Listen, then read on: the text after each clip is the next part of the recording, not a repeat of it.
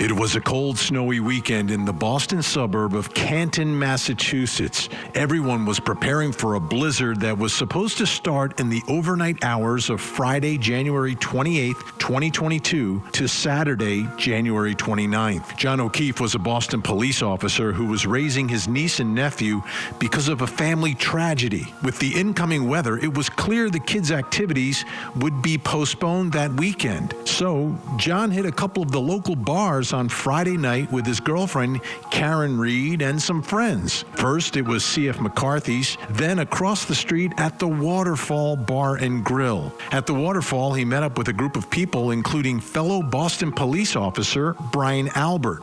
When the Waterfall closed at midnight, a bunch of folks from the bar headed over to Brian Albert's for an after party. When the Alberts returned to their home, there was a group of younger people already there celebrating Brian Jr.'s birthday. It was a house full of people. John O'Keefe died that night. Prosecutors say Karen Reed backed over him on purpose with her car and left him to die on the front lawn. Yet no one saw it or heard it happen. Meanwhile, the defense says John O'Keefe was ambushed inside the home, pulverized, and left on the yard to die in the cold. Yet no one says they saw John in the house or heard or saw any confrontation. It's a murder with two theories and no witnesses. Tonight, we'll take a closer look at what people at the house that night are saying about what they saw inside and outside of the house as we continue our investigation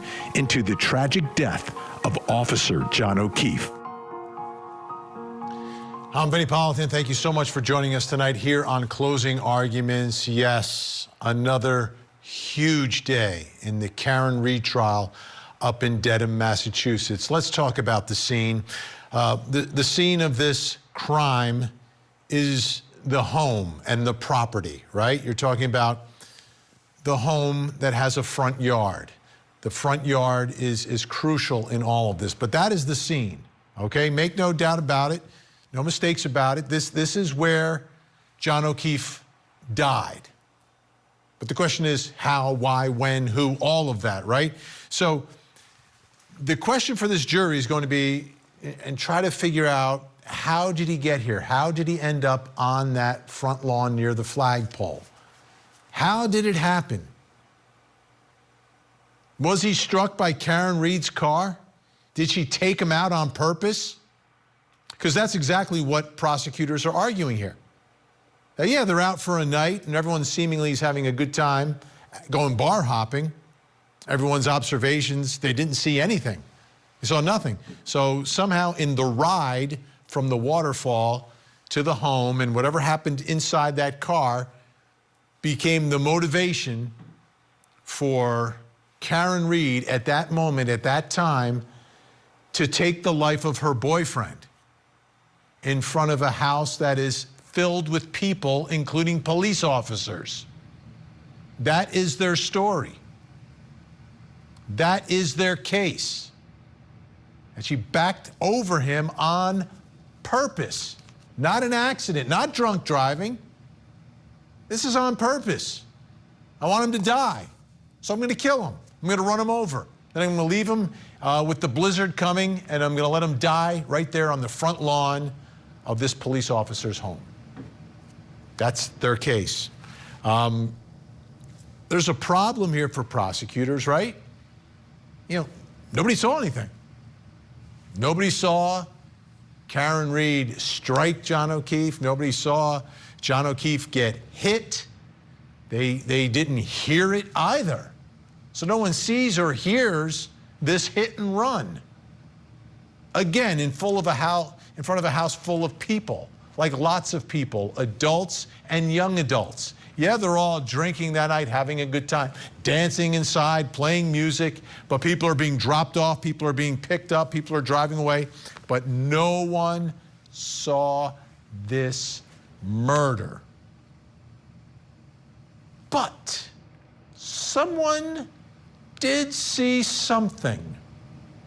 One of the young adults who was there that night said she saw a black blob right in the area by that flagpole where John O'Keefe was found.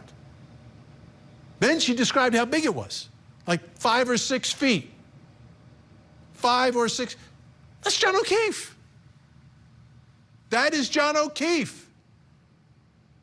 If she saw that, if she's telling the truth, she saw John O'Keefe when she left that party before 2 o'clock in the morning.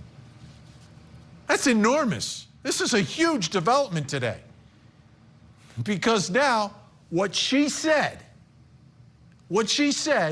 becomes the case. You believe it, then there is no, conspiracy here. There is no cover-up. There's a hit and run. Fits right into the timeline, right in the spot where her car was seen. Take a listen. As you drive by home, what, if anything, did you observe? I did notice behind Sarah and Jen, I did notice something out of the ordinary, like a black blob in the ground by the flagpole.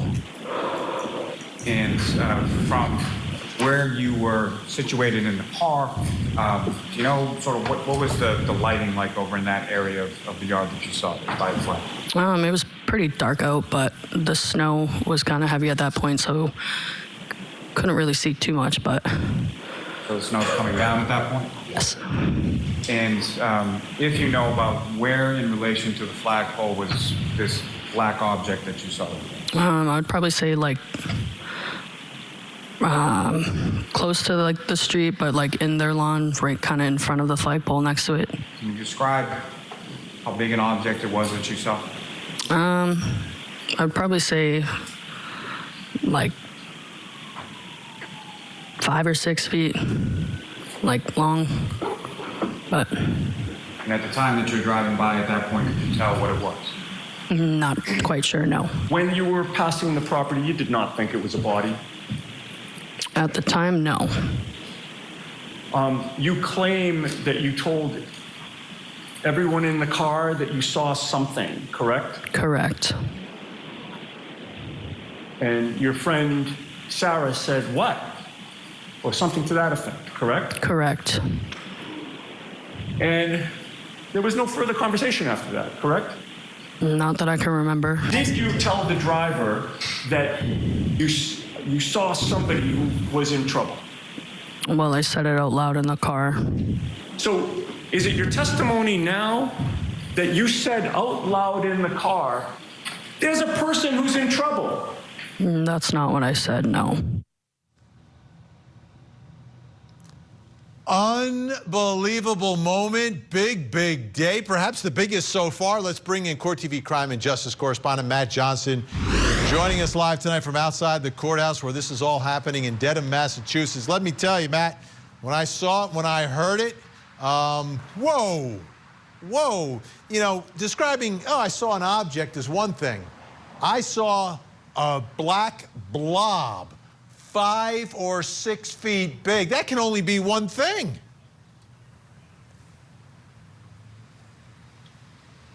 Could only be John O'Keefe, who's 6'2", Vinny. So you could hear a pin drop at the Dedham County Courthouse here behind me when that testimony, that bombshell testimony, came out earlier today from one of the state's now star witness, Julie Nagel, who was a birthday party goer over at 34 Fairview. She said that she saw that black blob around 5 or 6 feet long near the flagpole, but she never reported it. She was pressed on it. She never reported it. She didn't mention it to other people. Maybe she mentioned it in the car, but other people that have testified that were in that car, including her friend Sarah Levinson, she didn't hear it. She didn't testify to that today. So we might have to hear more about this from the McCabe's. Jen and Matt McCabe. Matt McCabe was driving. He was sober that night, so we'll wait for that testimony. But the testimony of Nagel is also important for a second reason, because she's the second person to testify that she saw a black SUV in front of 34 Fairview. This is what stood out today. Take a listen. Well, before when I went outside, I did notice another vehicle before my brother pulled up. So you had gone outside before your brother had or Ricky had fully sort of parked the truck? No, he was like fully outside already, and then I went out, and it was just Ricky's truck. Okay. And so at some point later, there was another vehicle that came up? Prior. Problem. Okay. Correct. And can you describe that vehicle for the jury? Sort of what did it look like? What kind of vehicle was it? Yeah, it was a black SUV. And had you ever seen that vehicle before? No. And you go up to the truck and you're talking to your brother, is that correct? Yes. Now, with regard to about how long a period of time were you talking with your brother next to the truck? I would say maybe 3 minutes max, not even. The vehicle that you were talking about, where is that in relation to the pickup truck that Ricky's driving? Well, it was like the SUV wasn't there when my brother was there. It was like before. Like when I was inside, I noticed it. Yeah. And so at the time that you were talking to your brother, the pickup truck, was the SUV still there? I don't believe so, no. And so where was that SUV parked in relation to where the truck was? So when I noticed, looking out the window, I did notice the SUV in front of the mailbox, and then pulled up a little bit in front of the yard, and then stopped, and then pulled up again towards the flagpole. So you saw it in sort of 3 different locations at the time that you were seeing it? Correct, yes. Big witness for the prosecution, who also admitted on the stand that she was drinking pretty heavily that night. Couldn't remember a lot of other details. Expected to be back on the stand for a full day of testimony tomorrow. Because tomorrow's a full day, today was a half day, Vinny. So if there's a big black blob, that means John O'Keefe, according to this witness, is not covered by snow. She's drinking all night. She sees it, 6 feet of a big black blob on top of the white snow at night, or if the snow has even fallen yet, perhaps on the grass. This is, nobody else saw the black blob though, did they? Correct. This is really important to the timeline of events as they're unfolding and in front of this jury that's ultimately going to be deciding. But no one else saw anything in the front yard, including shoe prints, tire prints, or a black blob, including the daughter of Nicole and Brian Albert, Caitlin Albert, that continued her testimony today. This is what she told the jury. Tristan Morris backed his or your Jeep out of the driveway, correct? Yes. And the tail end of that Jeep, when he backed out, would have gone toward Cedar Crest, correct? Correct. Which would mean that the car was now facing toward the Chapman Street side, correct? Yes. And that would mean that your Jeep, being driven by Tristan, would have driven directly by your parents' full property line, correct? Correct. And you were on the passenger's side of the car, correct? Correct. The passenger's side was closest to your parents' front lawn as you were driving away, correct? Yes. And you drove past the front lawn, correct? Yes. You drove past the flagpole, correct? Yes. And in all that time from when Tristan Morris pulled out of the driveway and drove right by your parents' front lawn, you never saw anything of the things that I previously asked you about, correct? I did not, but I also was not looking. You saw no baseball hat, no sneaker, no pieces of red plastic, and no 6'2" man, correct? Correct, but I also was not looking out my window. So boyfriend Tristan Morris picks her up because he hadn't been drinking. He's going to plow the roads in a couple hours. He backs out of that driveway. Vinny, you've been to this house, 34 Fairview. He drives all the way past the mailbox to where John O'Keefe's body would be if it was the black blob that was there. He drives past that flagpole. No one sees anything. And, you know, I also want to remind the viewer that, you know, we've both been there, but it's not that big of an area. The house looks big in the pictures, but the yard, you can see from one end to the other. And the other thing is the way it curves, right? So when you pull out and you first straighten out, your lights are going to illuminate everything in front of you. like it's going to illuminate not just the road, but as you're pulling out, it's going to illuminate the yard. So if there's a 6-foot black blob on that yard, I'm trying to figure out why other people who are leaving after the alleged murder aren't seeing it. And it's just one witness who sees John O'Keefe, according to prosecutors, the only one. And you can't say he's covered in snow. She sees a black blob. Like, it couldn't be clear what she said she saw. 6 feet worth of it, and you can see how close it is to the road here. So when you back out of that driveway, or if you're driving down the street, the way the road curves to your left, your lights are going to illuminate into the area where John O'Keefe was found. There's no doubt in my mind, having been there, that that's just the way the road is. Okay, let's talk about Caitlin's boyfriend. He also testified today. Yeah, so that's Tristan Morris. He is Caitlin's boyfriend. They live together. They've been boyfriend, girlfriend for about 6 years now. He was on the stand. He didn't recall much, Vinny. He couldn't remember dates or times, what time he got there, what time he went to bed that night. He described his girlfriend, Caitlin, as high maintenance in front of the jury. And then he was asked a question that made everybody's ears perk up because it was quite unusual, and we haven't heard anywhere near this line of questioning just yet. Take a listen. Do you recall the date that that photograph was posted to social media? No, I don't. I showed you Z for identification again. Would that refresh your memory? Yes.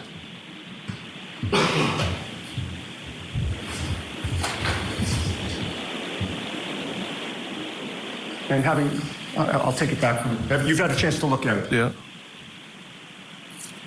Having reviewed Z for identification, does that refresh your memory as to the date of the posting of that photograph? Yes. Were you aware at that time that, and by the way, what date was it? You just showed me. I know, and I'm asking you to tell the jury. It's June 5th. It was dated. Of 2022? Yeah. Were you aware that June 5th of 2022 was 4 days before Karen Reed was indicted for this case? Objection, Your Honor. The objection sustained. Were you and the Alberts and the McCabe's celebrating the indictment of Karen Reed? Objection. Were you? No. So this is the first time, Vinny, that we've heard any line of questioning as to whether or not the Alberts and the McCabe's, who are being accused of a conspiracy here, were out celebrating after Karen Reed, defendant in all of this, was indicted. Fascinating how all this is playing out in front of the jury. A lot of it through cross-examination, but wow, what a day in Dedham, and I'm sure tomorrow even more. Matt Johnson, Court TV crime and justice correspondent, thank you so much, sir. All right, folks, when we come back, we're going to bring in our insiders to take a look at what all the witnesses said they saw outside of the house that night, what they saw and what they didn't see, plus coming up next hour. Chad Daybell was married to Tammy Daybell for 28 years. They lived a simple, wholesome life in Idaho. Chad was a gravedigger turned writer and publisher. He wrote about the end of times and considered himself a prophet. Tammy died in their marital bed, and 17 days later, Chad was married to a widow named Lori. Together, they led a cult of preppers, and prosecutors say together they murdered Lori's children, JJ and Tylee, and Chad's wife, Tammy. Lori's been convicted, and Chad is now on trial.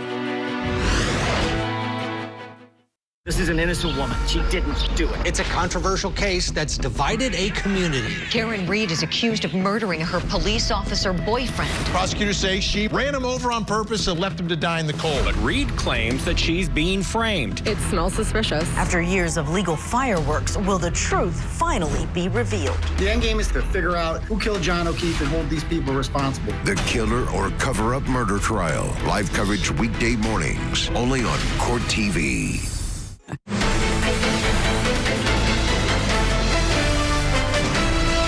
Did you see a 6'2", 220-pound man sprawled out right in front of you on that lawn?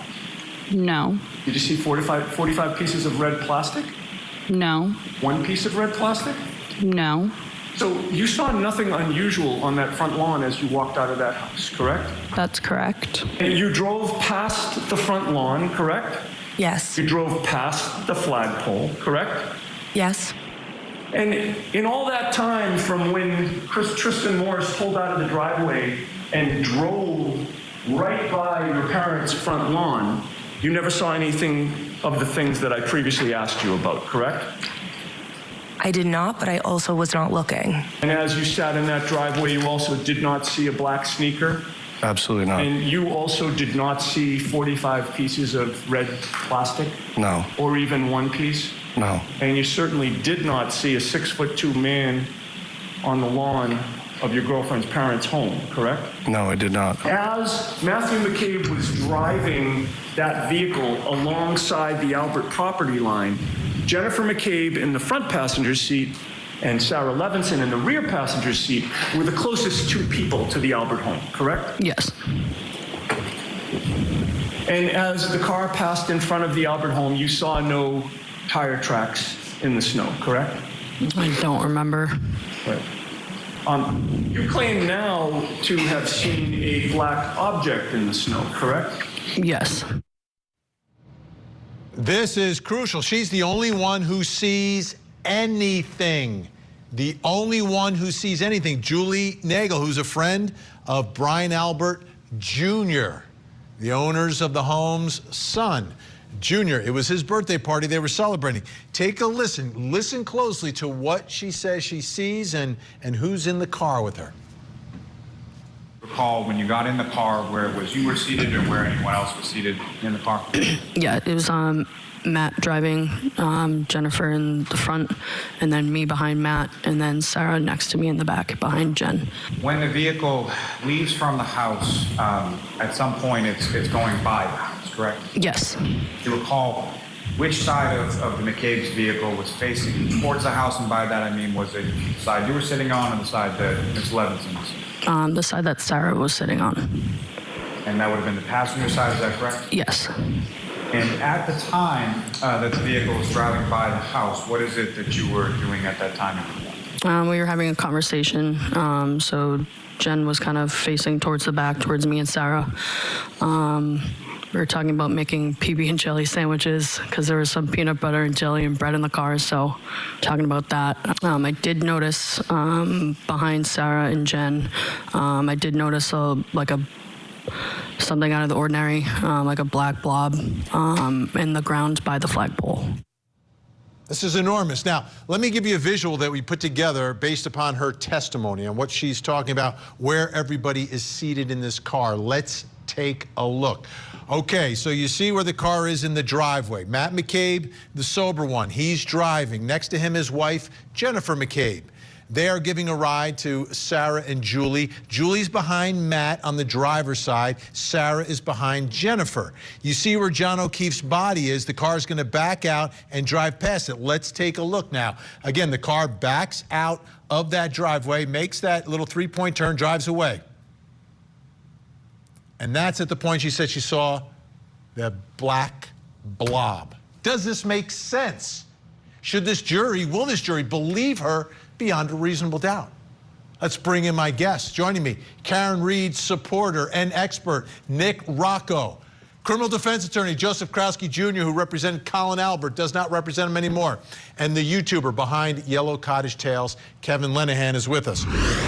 Okay, gentlemen, let's begin. Nick Rocco, you want to set things up here. If this is a 5 to 6 foot black blob on the yard there, she sees John O'Keefe, all of a sudden the conspiracy's dead.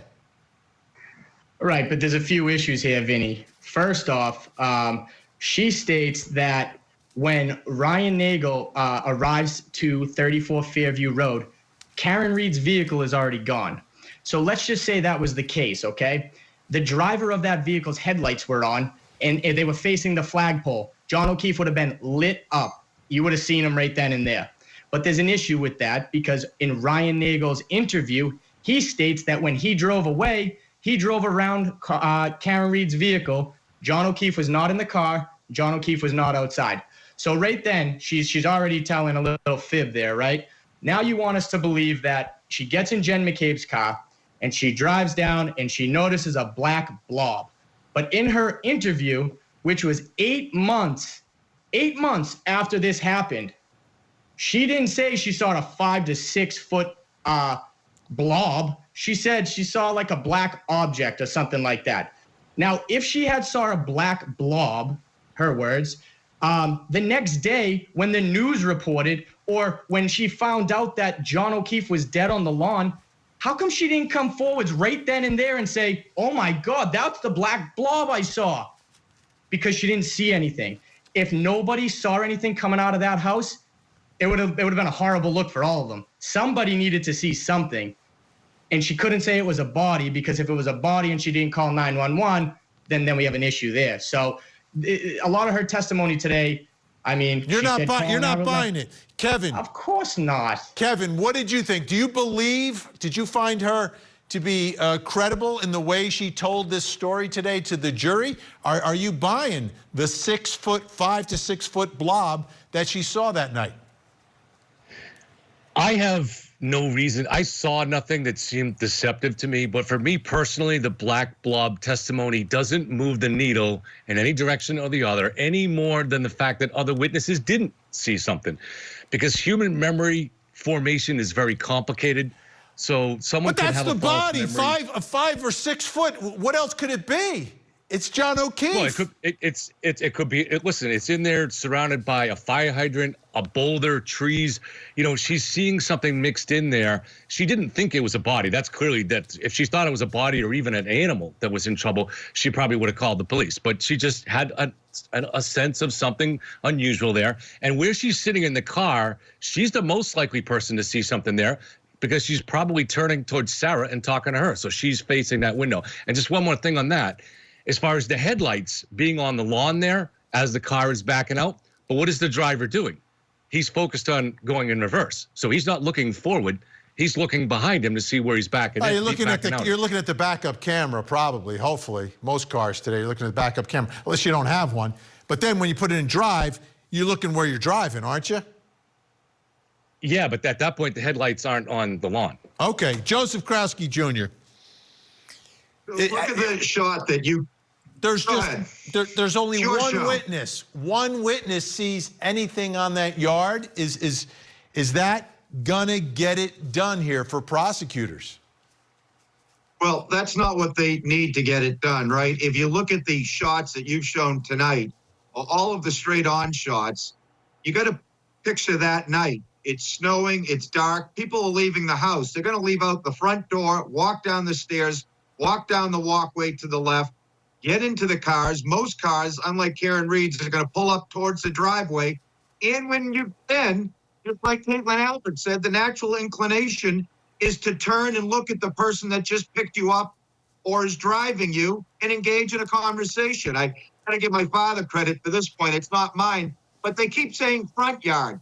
That flagpole is off to the side. And I don't think it would be natural if you're driving in snow, be looking at the front yard of the house you're leaving. A couple of other things. First of all, Tristan Morris stole the day with a high maintenance comment. Seems like certainly someone that was not going to get tied down onto dates and times. But you have to believe, if you believe now that Julie Nagel is lying, that's a person that came to this trial without really any blemishes or flaws or any significant bias other than she's a friend of Brian Albert Jr. So you're now suggesting, or that side suggesting, that they enlisted her as the member of the conspiracy to say she saw a black blob? In a correction to Matt, too, who I love, does a terrific job, but there was actually testimony from Julie Nagel that she...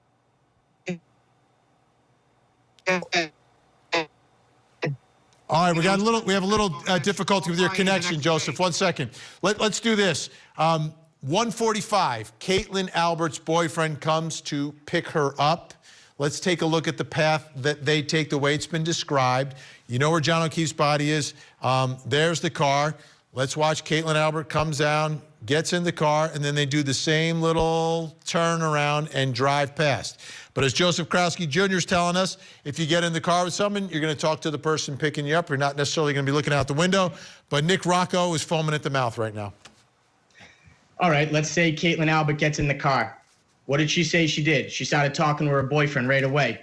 Well, if her boyfriend's in the driver's seat, that means she's looking out the driver's window, which is looking directly at the flagpole. And now, one thing Kevin said is, when you're backing up, of course you're not looking straight. But when you put that car in drive, your eyes are now straight, and the headlights are exactly on the flagpole. So even if you turn the wheel and you continue to drive straight, you were going to see John O'Keefe on that lawn. There's no way around it. Headlights on a vehicle spread far and wide, and it's going to light up the whole front yard. So for anybody to say that John O'Keefe was on the lawn, I really don't know what to say at this point anymore. I truly don't believe that anybody that says Karen Reed is guilty believes it. It's just the prosecution still. We're on day 10. Still no evidence Karen Reed did this. None. All right, everybody stay where you are. We're going to take a look at what they could see from inside the home when we come back.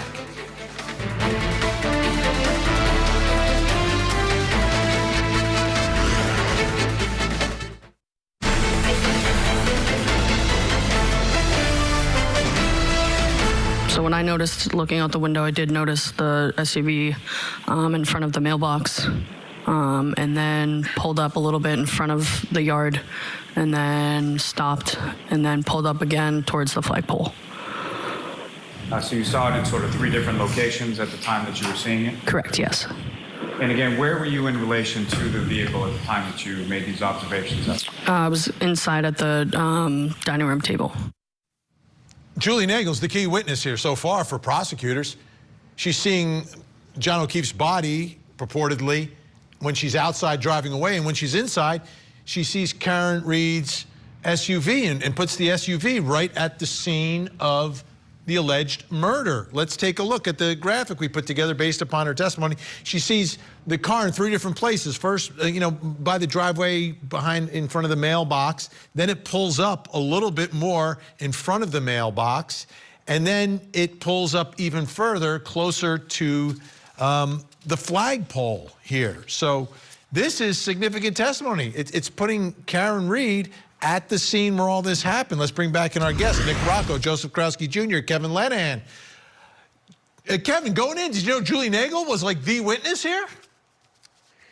It's very important because Ryan Nagel, her brother, arrived in the truck he was in at the exact same time as John and Karen. So her credibility is really, really huge here because she comes out in the driveway. So if it was true that John had been dropped off in the driveway, then she would have seen him. And she testified that she didn't. And this is also, I want to just briefly talk about the moment of levity with the high maintenance remark about Caitlin. It's huge. It's a big blow for the defense because this whole defense theory depends on all of these witnesses being uncredible and participating in a conspiracy.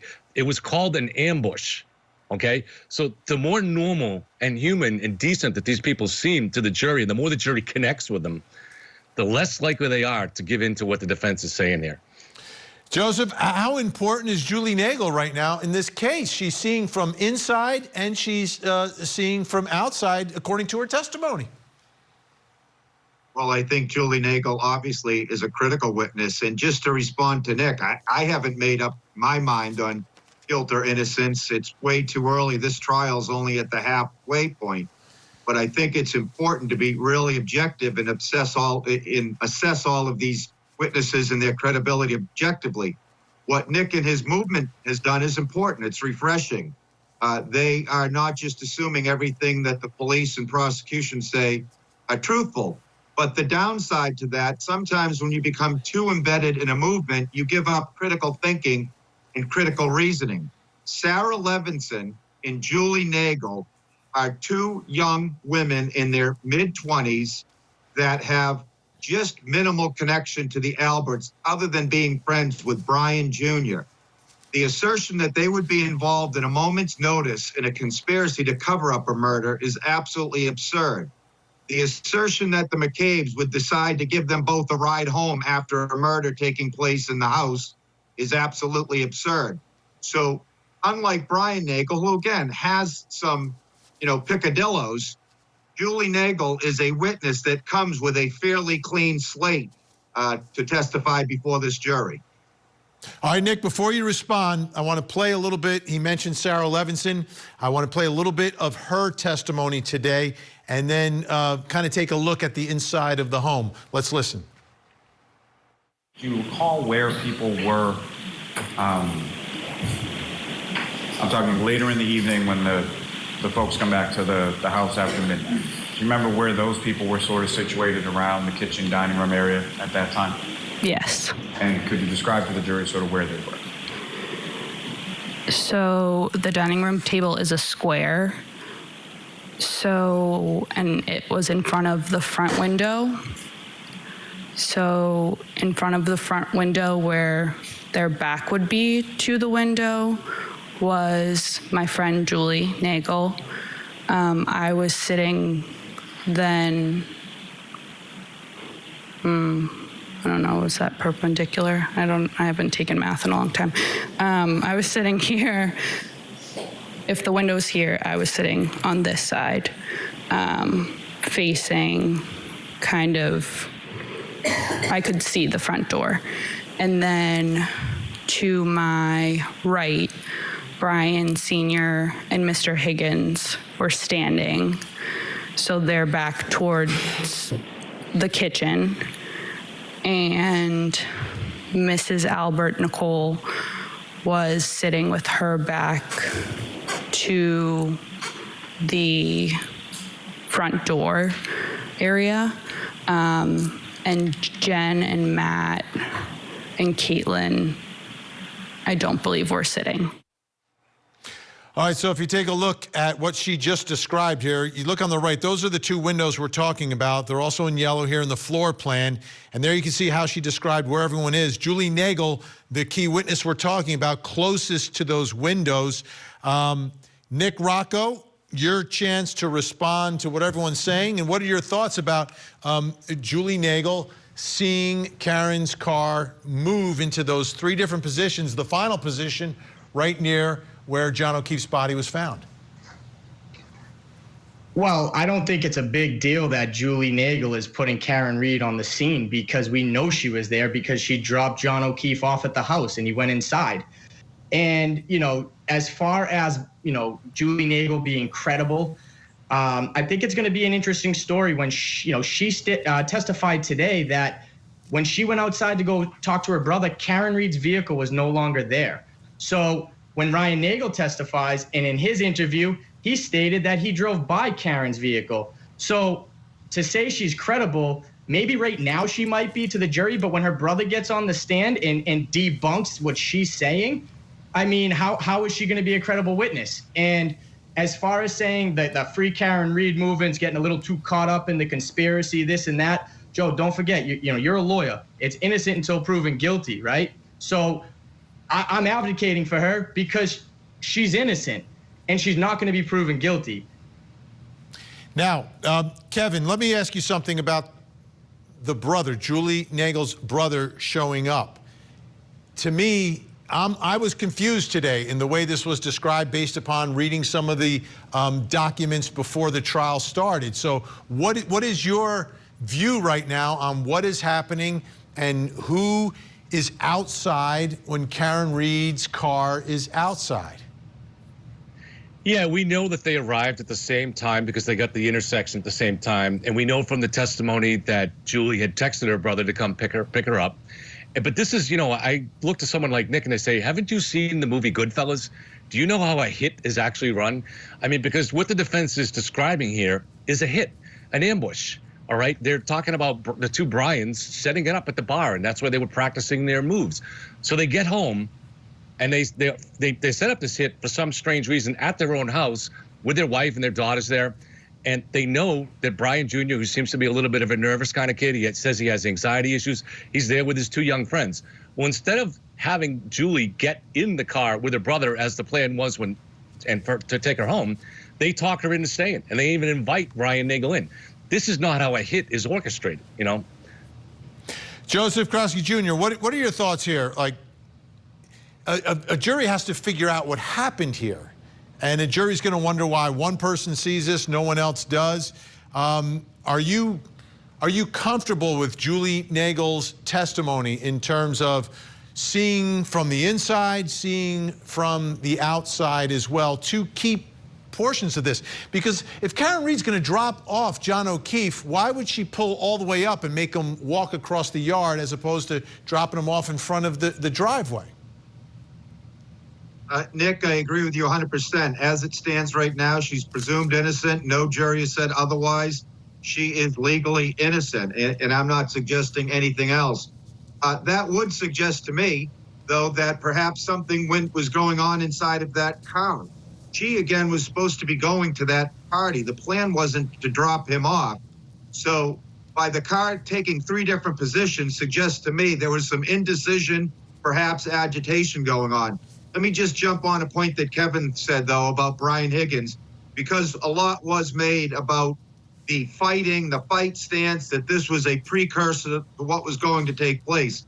These are 2 law enforcement officers. I can't imagine in my wildest dreams that they would do that on a video and then go to the house and actually plan the assault, even if it wasn't to murder, if it was just to assault, and let Julie Nagel and Sarah Levinson be present. One other thing, the motivation I heard posited by people was that Brian Higgins had some sort of a romantic love interest that was starting to evolve related to Karen Reed. Well, if that's true, fine way to show it by then blaming her and accusing her for murder, where she's now facing a potential prison sentence. We're out of time for tonight, guys, but we'll line it up tomorrow night and we'll do it again. Thank you so much. Nick Rocco, Joseph Krause Jr.,